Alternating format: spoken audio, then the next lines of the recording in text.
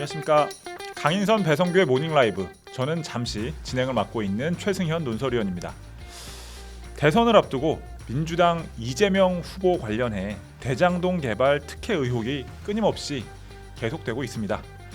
이재명 후보는 단군 이래 최대 공익 환수 사업이라는 입장을 고수하고 있는데 국민의힘은 시민 제보와 이 각자 취재한 내용들을 바탕으로 이 역공을 계속 이어가고 있습니다. 그 중에서도 가장 최선봉에 서서 대장동 여전사라는 별명까지 얻게 된 국민의힘 김은혜 의원을 스튜디오에 모셨습니다. 안녕하십니까? 안녕하십니까? 요즘 참 바쁘실 것 같아요. 불러주셔서 감사합니다. 네. 일단 뭐 지금 그 대장동 의혹 관련해서는 뭐 언론, 뭐 야당, 뭐 다 포함해서 뭐 수사기관까지 포함해도 될 것 같아요. 그 네. 누구보다도 가장 많은 이제 정보를 갖고 계실 아유. 것 같다는 생각이 드는데 네. 현재 이 제기되고 있는 각종 의혹에 대해서 우리 오늘 김은혜 의원님한테 자세한 얘기를 한번 들어보도록 하겠습니다. 자, 오늘 일단 굉장히 핫한 이슈들이 좀 쏟아졌어요. 네. 그거 관련해서 좀 여쭤보겠습니다. 검찰이 유동규 씨에 대해서 배임 혐의를 추가했고, 그 다음에 김만배, 남욱 씨에 대해서는 이제 영장이 발부가 됐죠. 네. 그 부분은 좀 어떻게 해석을 해야 되는지 한 말씀 부탁드리겠습니다. 검찰이 뭐 뒤늦게 추가로 검사들을 투입을 했죠. 네, 그리고 이제 배임 혐의라는 거를 추가한 거는 상징성은 있습니다. 네. 이게 이제 윗선으로 올라갈 것인가. 네. 그리고 이재명 시장의 네. 당시의 지휘 체계 아래에서 네, 이재명 시장에게도 배임 혐의가 갈 수 있을지 저희가 네. 들여다볼 수 있는 좋은 관전 포인트가 됐죠. 네, 네. 다만 그렇게 검찰이 할 수 있는 의지가 있을까? 이거는 별개의 문제고요. 네. 김만배, 남욱 두 분 같은 경우에는 각오를 하셨던 것 같아요. 이 네. 대장동에 들리는 얘기에 따르면 네. 김만배 회장은 주변 분들에게 회사를 잘 부탁한다 얘기도 했고, 아, 그래요? 네. 그리고 남욱 변호사 같은 경우에도 본인이 구속이 되는 상황은 상당히 피하고 싶었지만 네. 어쩔 수 없다라는 것을 직감했다라고 제가 전언을 들었습니다. 그 미국에서 올 때만 해도 구속을 피할 수 있지 않을까 하는 기대가 있었는데, 상당수 이제 남욱 변호사에게 이제 적용될 수 있는 혐의가 네. 공소시효가 만료가 됐거나 네. 임박한 사안이기 때문에 네. 특히 변호사로서 남욱 변호사는 본인을 변호할 수 있는 아. 상당한 논리를 그렇죠. 갖추고 있었죠. 네. 다만 검찰이 봤을 때 이 배임, 특히 의도를 갖고 화천대유의 천문학적인 수익을 네. 몰아주는 데 있어서의 그 패밀리에 적용되는 혐의는 쉽게 벗을 수 없었을 겁니다. 네. 그래서 이 두 분이 구속이 됐지만 검찰이 이제 잘 해야죠. 베이스 캠프는 차려졌는데 상 정상까지 올라갈지는 봐야 됩니다. 근데 우리가 검찰 수사를 놓고는 베이스 캠프도 차리지 않으려고 하는 것 같다라고 생각을 했었는데 요즘 분위기를 보면 조금 달라진 것 같다라는 관측들도 나오고. 네, 그럼에도 불구하고 저는 네. 좀 회의적이에요. 예. 그리고 특검 여론이 지금 당초에는 한 60% 정도였다가 며칠 전에 보니까 70%를 넘어섰더라고요. 국민들 여론이 엄청 강하죠. 그리고 심지어 네. 민주당 지지층들도 한 40% 가까이가 특검해야 된다라는 주장들을 하고 있더라고요. 네, 그만큼 검찰 수사를 지금 불신하고 있다는 증거가 되기 때문에 네. 아마 검찰로서는 대충 덮으려 하다간 국민들의 분노를 막아서지 못할 거다 직감하고 있지 않을까 싶어요. 그 유동규 씨에 대해서 배임 혐의를 처음에 뺀 거 관련해서도 참 비판들이 많았는데 네. 이게 뒤늦게 이제 다시 추가가 된 것은 그런 비판 여론, 그 다음에 사실 좀 윗선에 대한 수사 가능성까지 좀 열려 있다라고 볼 수 있는 것인지. 네. 전원에 따르면 사실 검찰에 가셨던 일명 대장동 패밀리가 진술을 하기 시작했는데 그 중에는 저희가 스모킹 건이라 부를 수 있는 진술도 꽤 나온 것으로 들었습니다. 네. 그렇지만 그게 진술 효력이 있으려면 당사자가 인정을 해야 되거든요. 예. 근데 당사자는 인정하지 않고 네. 어떤 식으로 회유를 당했을 수 있죠. 네. 그렇지만 그 패밀리들이 서로 공유됐던 정보는 누구 하나가 비밀을 지킬 수는 없는 사안이기 때문에 그렇죠. 상당히 많은 양의 정보가 진술의 형태로 검찰에 접수된 걸로 알고 있어요. 네. 다만 검찰이 그걸 받아들고 당황했던 것 같습니다. 네. 이거를 그대로 영장에 적시해야 하는지 또 네. 배임으로 진척시켜야 되는지 네. 이 부분에 대한 검찰의 고민은 지금도 현재 진행형인 것 같아요. 그럼 좀 요약을 하자면 검찰이 생각했던 것보다 훨씬 많은 이제 이 혐의 관련된 정보들, 진술들이 네. 나온 상황이고. 뭐 저희가 유추하는 부분이지만 현재의 집권 여당의 대선 후보인 만큼 검찰로서는 수사의 속도 관련해서 뭔가 좀 조심스러울 수밖에 없었는데 그럼요. 그러기에는 너무 많은 진술들이 지금 현재 네. 들어오고 있는 확보되고 있는 중이다. 이렇게 추측할 수 있다는 거군요. 예, 그렇지만 그럼에도 불구하고 덮을 수 있는 건 네. 청와대가 있기 때문에 가능할 거라고 저는 생각합니다. 그렇죠. 이게 특검으로 갈지 또한 네. 검찰이 제대로 대장동의 실체 규명을 할지 그 네. 키는 청와대가 쥐고 있죠. 알겠습니다. 그래서 검찰은 현재 권력도 보면서 네. 미래 권력도 보고 네. 그 와중에 갈림길에서 고민하지 않을까 생각해요. 그렇죠. 검찰이 수사를 그 수사 자체로 보지 않고 네. 이 정치적으로 뭔가 접근하는 경우를 저희가 한두 번 본 게 아니기 때문에 이 부분은 사실은 특히 대선 국면이라서 정치와 떼어놓고 생각하기는 어려운 상황인 건 맞습니다. 그리고 오늘 또 한 가지 알려진 굉장히 중요한 소식이 이 바로 유동규 씨, 구속된 유동규 씨가 압수수색을 당하기 직전, 그게 아마 지난 9월 말이었을 겁니다. 그때 통화한 사람이 이재명 후보의 측근이었다. 그 이재명 후보의 측근과 2시간 동안 통화를 해서 뭐 그것 관련해서 야당들이 공세를 제기를 했었는데 그 과정에서 아마 김 의원님도 아마 이재명 후보한테 국정감사에서 굉장히 매섭게 몰아쳤던 걸로 기억을 하는데 그 사람이 바로 이재명 후보의 정말 진짜 복심 중에 복심, 오른팔 중에 오른팔, 정진상 현재 그 선대위 부실장이라고 밝혀졌습니다. 이 부분은 정진상 부실장도 인정을 하는 부분인데요. 자, 이 뉴스의 의미 어떻게 봐야 될까요? 이제 그분 차례가 왔다. 네. 라고 그분, 대신 말씀드리고 싶고요. 네. 뭐 그분에 대해서는 많은 분들이 짐작하고 계실 테니까 저희가 뭐 실명을 언급하기엔 좀 부담스러운 상황인가요? 아닙니다. 근데 이 천화동인의 그분과 관계없이 네네.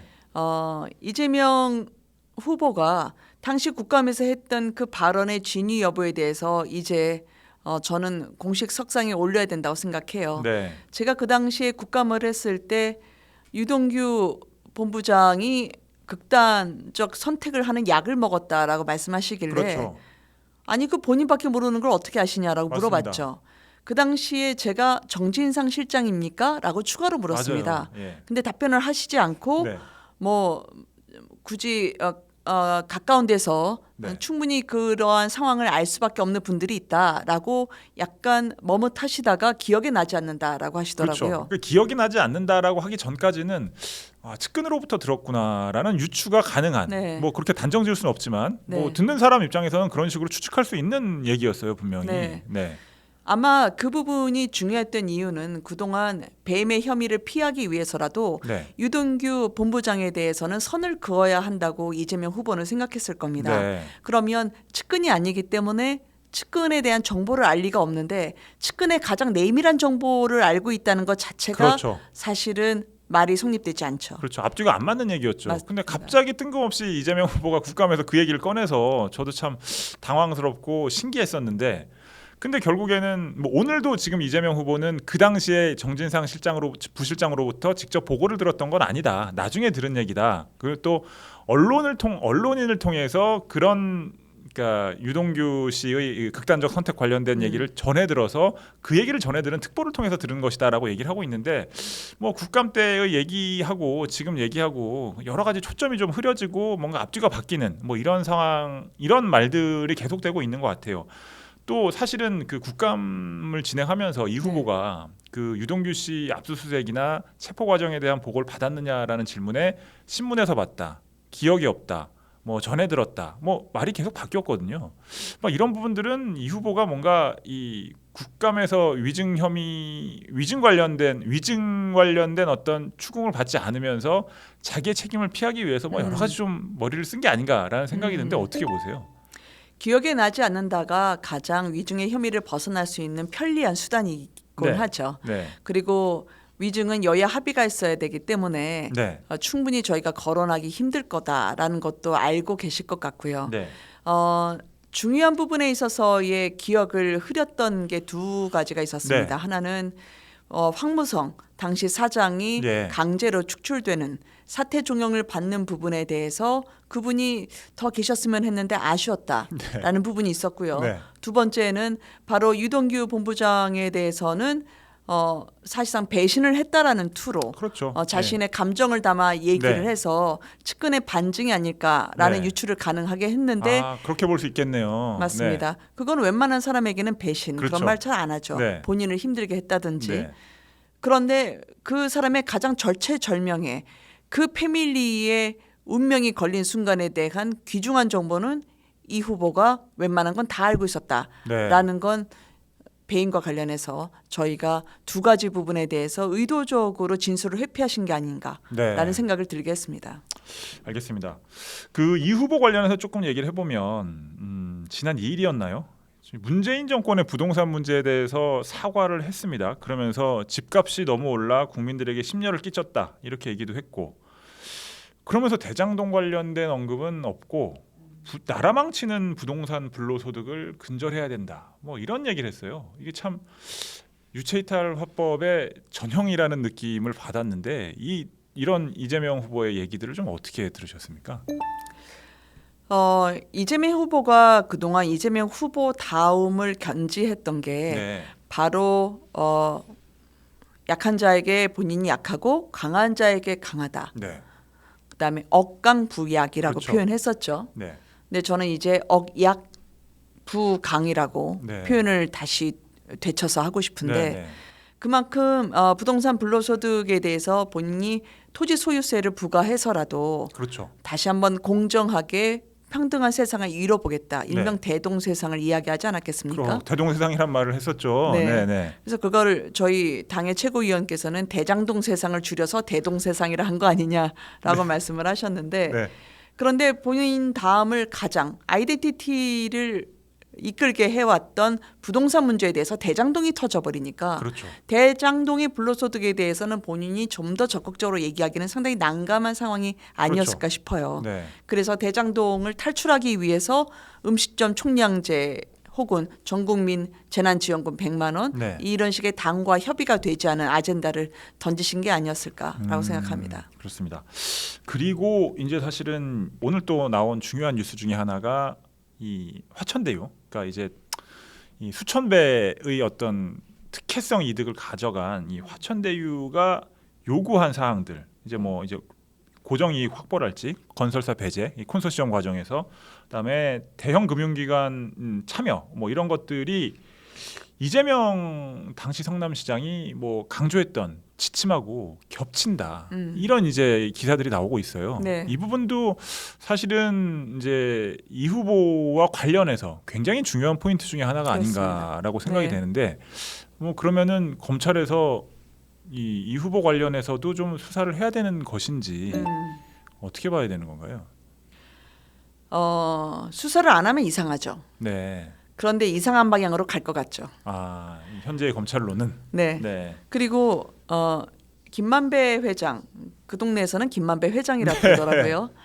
김만배 회장이 측근을 통해서 결국은 본인은 부인했습니다만 변호인들로 추정이 되는데요. 네. 김만배 회장 측에서 이재명 시장이 배임이 아니라면 우리도 배임이 아니다. 우리는 이재명 시장의 당시 지침을 따랐을 뿐이다라고 이야기를 했습니다. 그렇죠. 그러니까 전날 변호사가 좀 더 명확하게 얘기를 하고 그 다음 날 그렇습니다. 김만배 씨는 그렇게까지 의도한 건 아닌데라고 하면서 자기가 한 말이 오히려 똑같은 얘기가 돼버린 것 같더라고요. 맞습니다. 예. 그건 뭐냐면 이재명 지사 시절에 네. 국감에서 자신 있게 말했던 아까 그 5가지 지침이 있었는데요. 네네. 대장동의 공모 지침을 만들면서 그들이 서로 화천대유의 천문학적인 이익을 보장받기 위해서 필요했던 네. 필수 7가지 중에 예. 3가지가 이재명 지사가 국감 때 얘기한 것과 일치하죠. 7가지 중에 3가지가 현재 일치하는 거군요. 그렇습니다. 예. 그러면 이재명 지사 입장에서는 아니 그건 위례 때도 그랬고 네. 본인도 앞으로 공공이익을 확보하기 위해서는 그 정도 3가지 지침은 지키는 게 필요해서 네. 내가 그들에게 이 정도는 따라야 한다 얘기를 하지 않았겠습니까? 네네. 그러면 여기서 가장 중요한 건 의도죠. 네. 즉 화천대유의 수익을 몰아줄 의도를 갖고 네. 혹은 공공의 이익을 최소화하면서 네. 천화동인 화천대유에게 로또와 같은 1조 같은 수익을 몰아주겠다는 목표를 갖고 네. 그거를 검찰이 입증하는 게 필요하겠죠. 네. 그러니까 이제 그 검찰 입장에서는 이제 그러니까 화천대유가 요구한 것을 그러니까 이 성남도시개발공사가 받아들인 셈인 거잖아요. 일부를 현재 확인된 맞습니다. 것은. 네. 그러면 이제 그 공모 과정 자체가 좀 오염됐다라고 해야 되나? 기존에 이미 네. 이 뭔가 입을 맞춘 민간업자들의 의도가 반영이 돼서 공모가 이루어졌다면 다른 이제 그 컨소시엄을 따겠다고 신청한 다른 컨소시엄들도 있었잖아요. 네. 뭐 그런 쪽은 당연히 손해를 볼 수밖에 없는 것이고 그러니까 이게 참 이 뭔가 국가의 공적 기능 자체, 그러니까 지방자치단체의 공적 기능 자체가 마비되는 어떤 수순이었다고 봐야 되는 것인 거죠. 그렇죠. 네. 이게 저는 들러리와 트로이의 목마라고 요약해서 말씀을 드리고 네. 싶은데 컨소시엄에 지원했던 나머지 금융사들은 그렇죠. 들러리를 선 셈이 됐고요. 네.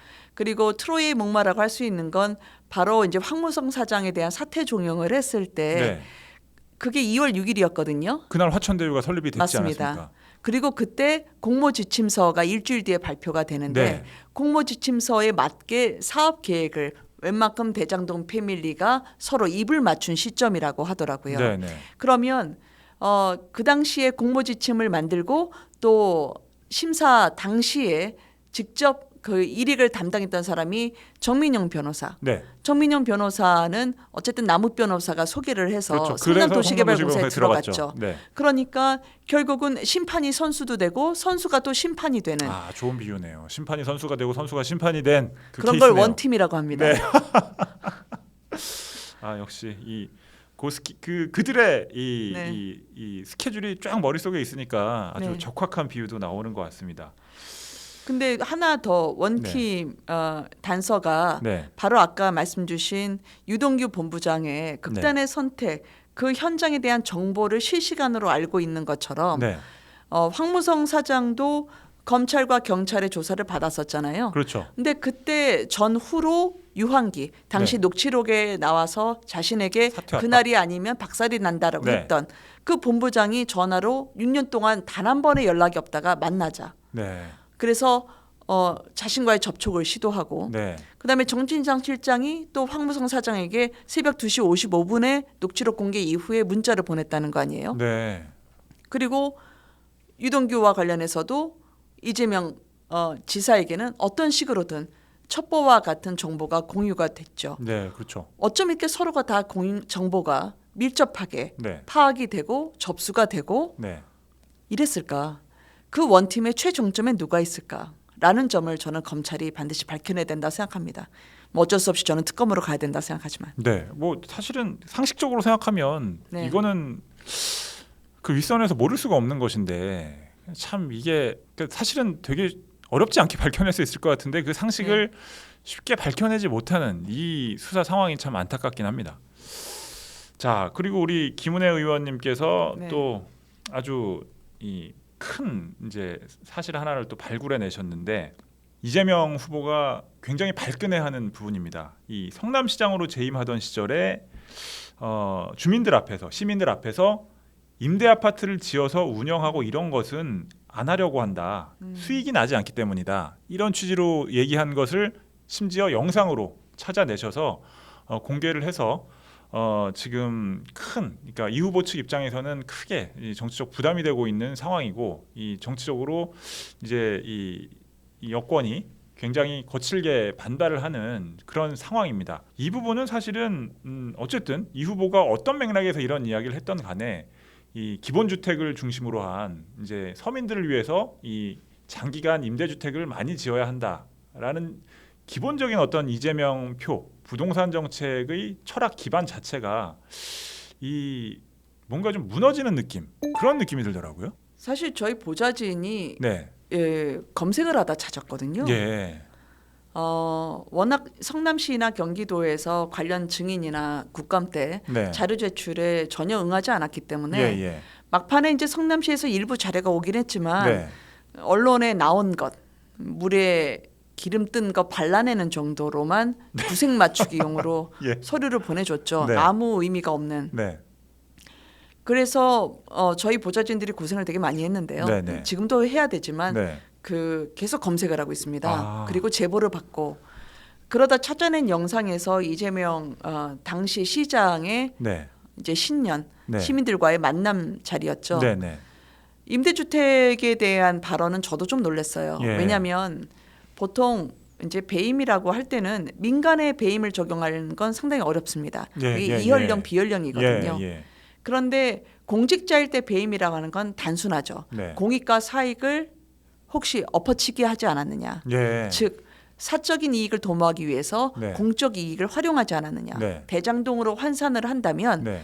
천문학적 수익을 나눠 갖기 위해서 수용이라는 예. 공공개발이라는 것을 활용하지 않았느냐라는 걸로 갈 수 있죠. 네. 그런데 그럼에도 불구하고 임대주택을 보면 임대주택은 사실 민간 개발업자가 아닌 다음에야 적자냐 흑자냐로 가릴 수 없는 사안이거든요. 그렇죠. 국민분들이 지금도 집이 없어서 거리를 헤매는데 네. 그분들의 안정적인 주거를 마련해 드리는 것, 네. 그 서러움을 씻어 드리는 건 네. 우리와 같은 공공, 지자체가 해야 할 일이거든요. 네. 그건 적자가 아니라 적자에 적자가 난다 하더라도 국가와 지자체가 감당해야 할 일이죠.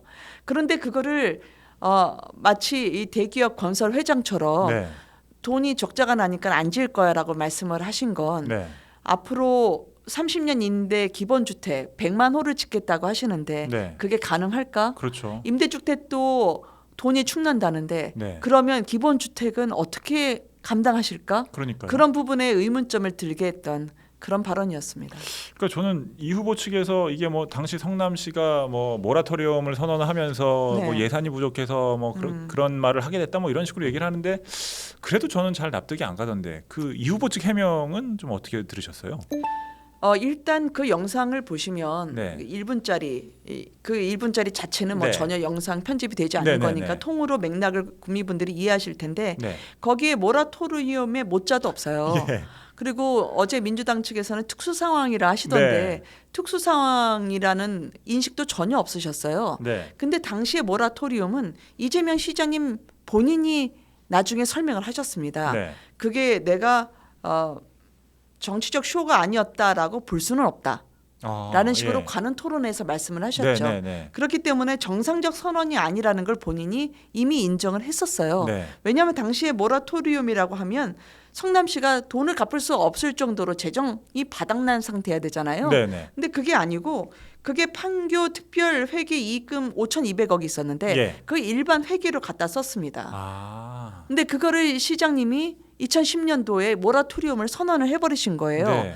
그래서 그 당시에 시의원들도 그럼 갚으라고 하는 측에 네. 상환을 재촉하는 문서 하나라도 있었냐. 네. 그리고 이 부분에 대해서 채권자, 독촉자 누가 있었냐라고 물어봤지만 성남시가 특별하게 답을 하지를 못했습니다. 네. 그리고 나서 관훈 토론에서 이재명 시장님이 정치적 쇼라고 하는 부분에 대해서 본인 입으로 모라토리엄에 대해서 라고 이야기를 했죠. 그랬군요. 그래서 그 뒤에 모라토리움이요 얘기했던 2010년 이후에 2011년에 네.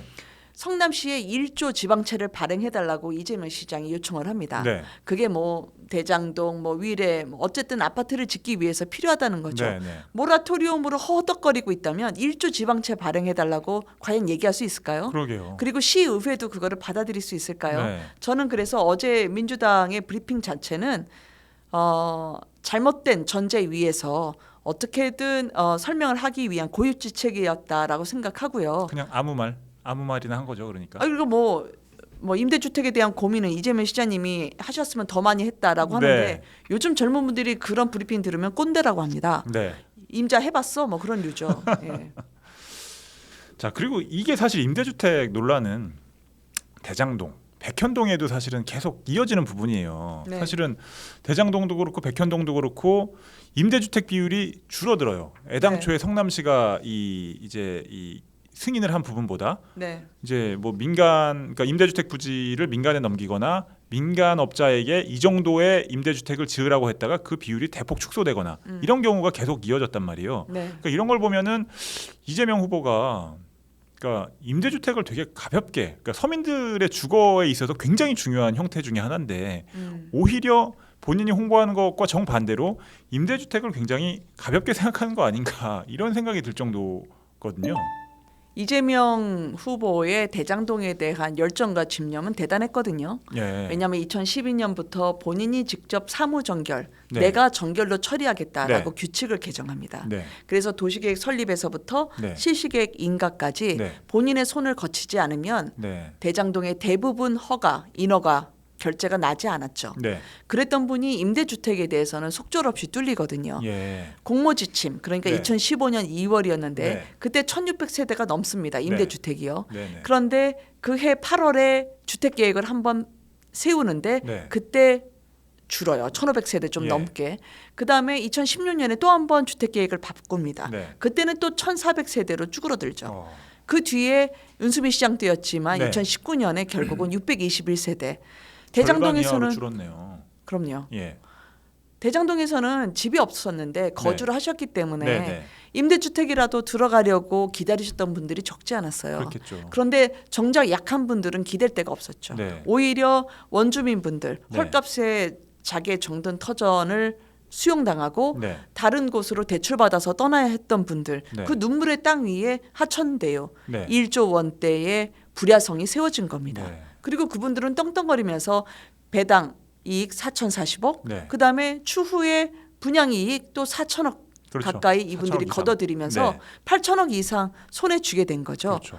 그러면 그분들에게는 무한대 이익을 보장하면서 네. 왜 집 없는 약자인 임대주택 분들은 대장동에서 설 곳이 없었을까? 네. 이 부분에 대해서는 저는 공직자로서의 기본과 상식의 문제라고 생각을 해요. 그렇죠. 그래서 분명하게 답을 하셔야 되고 국민들에게 납득이 될 수 있게 설명을 하셔야 된다고 생각합니다. 그러니까 본인이 1,800억 현금 환수를 했다라고 네. 주장을 하지만 뭐 사실은 결국에는 성남 시민들에게 그것이 돌아갔다라고 지금 주장을 하고 있지만 오히려 성남 시민들은 피해를 본 측면이 더 많다. 뭐 이렇게 주장할 수 있는 거네요. 지금 상황은. 5,503억 환수를 했다고 말씀을 하시는데요. 네. 사실 1,822억 임대주택 부지를 판 대금 빼고는 네. 나머지는 보통은 우리가 민간에서 개발할 때의 기부 체납 성격 예. 아니면은 개발한 토지나 개발한 그 지대 아파트의 가치를 높이기 위한 그런 부대 시설의 성격이 짙습니다. 네네. 보통은 환수했다고 하면 건설업계에서는 현금을 이야기합니다. 네네. 그 현금이 아닌 그냥 시설을 지어주는 거였기 때문에 네. 당시에 2016년에 그때는 성남도시개발공사 사장이 황호영 사장이었습니다. 네. 2016년 성남시 행감에서 1공단 공원 네. 즉 2,500억, 2,700억 들었던 그 부분은 이익이 아니라 비용이라고 말한 바가 있습니다. 사업비라고요. 예. 거기 있는 사람들은 웬만한 상식을 갖춘 분들은 알았죠. 이게 이 공익 시장 이 후보의 환원이 얘기하고 아니라는 완전 걸요. 정반대 얘기네요. 그러니까. 맞습니다. 야. 그래서 1,822억 현금으로 환수했다는 부분도 네. 어쨌든 임대주택 부지를 판 거였기 때문에 많은 분들은 아니 화천대유의 금싸라기 같은 땅 수의 계약으로 5필지나 넘겨줬는데 네. 그 땅 팔 생각은 안 하고 왜 서민 주거를 위한 임대주택 부지를 팔아야 했을까 네. 의아하실 겁니다. 김 의원님 그 최근에 국토위 전체 회의에서 네. 눈물을 흘리신 적이 있었잖아요. 아 제가 나이가 들어서 주책맞아. 여전사께서 갑자기 이 대장동 원주민들한테 사과를 하면서 네. 감정이 좀 울컥하셨던 것 같은데 뭐 실례가 안 된다면 그때 심경이 어떤 것이었는지 좀 여쭤보고 싶습니다. 그 현안 질의가 여야 합의가 제대로 되질 않았습니다. 네네. 왜냐하면 국감이 기울어진 운동장으로 진행이 됐기 때문에 네. 증인도 서류도 어떠한 것도 제출되지 않아서요. 네. 또 수용되지도 않았고 그러다 보니까 대장동과 관련해서 특히 이재명 당시 지사 이제는 후보죠. 네. 국토부의 사실상의 협박에 의해서 백현동 용도 변경을 해줘야 했다라는 취지로 이야기를 했죠. 네네. 국토부 장관이 우리는 그렇게 강권한 적이 없다라는 네. 취지로 이야기를 했기 때문에 네. 국토부 그리고 대장동과 백현동 그리고 경기도 전역에 독버섯처럼 피어나고 있는 제2, 제3의 대장동에 대한 현안 질의는 필요했습니다. 네네. 근데 이제 민주당 의원분들이 그 자리에 원주민분들이 오셨거든요. 네. 증인과 또는 뭐 참고인으로 신청을 했지만 네. 민주당이 받아들여 주시지 않아서 여야 합의가 안 됐죠. 네. 근데 그분들에 대해서 뭐 개발 이익을 반영하지 되지 못한 부분에 대해서 마치 불만을 가진 것처럼 그 원주민분들에 대해서 토지 보상에 불만을 가진 것처럼 말씀을 하시니까 예. 제가 얼굴을 들 수가 없더라고요. 오히려 수천억대 부당이득을 얻은 꾼들은 따로 있는데 마치 그 안타까운 피해자라고 할 수 있는 분들에 대해서 그런 식의 네. 참 왜곡된 시각을 보여준 거군요. 그러니까 원주민분들은 사실 조상 대대로 농사짓고 그렇죠. 그 땅에 사실 살고 싶었어요. 네네. 그런데 수용이라고 하니까 어쩔 수 없이 이를 악물고 그 땅을 내어줬죠. 그렇죠. 거의 절반 값에 내어준 거 아니었나요? 절반 혹은 3분의 1이었습니다. 네. 그리고 이주 택지라고 받아가라고 하는데 네. 보통 대형 건설사들이 입찰하는 그 가격에 사가라고 하니까 이분들은 수용할 때는 공공인데 네. 자신들이 살아야 할 땅을 사는 건 또 민간에 준해서 정말. 비싸게 사야 했죠. 네. 이중에 피해를 보신 분들이에요. 그러네요. 이중이네요, 진짜. 그 대장동 사업이 없었다면 그곳에서 편안하게 그렇죠. 가족과 함께 네. 살았을 겁니다. 네.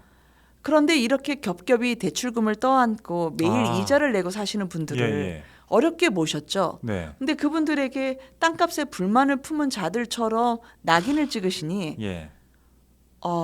제가 죄송하더라고요. 네. 그래서 그분들을 쳐다봤는데 네. 그분들이 마스크를 쓰고 계셨는데 네. 뭐라고 말씀도 못 하시고 예. 왜냐하면 국회라는 네. 이 자리가 주는 위압감이 있었겠죠. 그렇죠. 예. 그분들은 피해자인데 네. 그 한마디에 가해자가 될 뻔했잖아요. 네. 어떻게 해야 될지 모르겠더라고요. 어떤 심경인지 알 것 같습니다. 좀 너무 죄송했어요. 네. 오히려 김 의원님이 더 죄송해하는 것 같습니다. 그 민주당 의원들보다 그 사람들이 미안해해야 되는 거 아닌가요? 아니 화천대유와 천화동인에 대해서 뭐라고 해주셨으면 그러니까. 제가 그렇게 속상하지 않았을 것 같아요. 네.